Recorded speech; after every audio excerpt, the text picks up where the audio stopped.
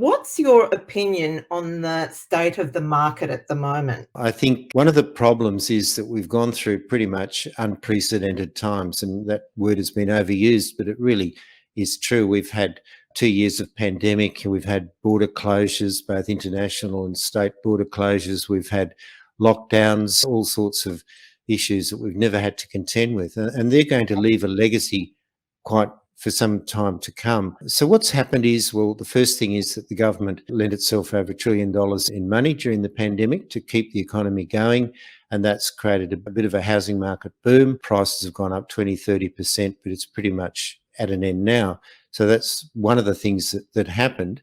But what's going to happen next, of course, is that borders will open again, international borders will reopen, and there's a flood of people wanting to come to Australia, which is quite normal when there's wars or troubles in other countries. People want to come to Australia. And that's also because of the bushfires we had that wiped out about 90% of our softwood. So there's a huge shortage of building materials. You add all that up and you say, well, hang on, what we're heading for is housing development. The rate of housing development dropped by 20% in the last year, but the actual demand for housing is going to be going up by 20-30% over the next year and maybe even more.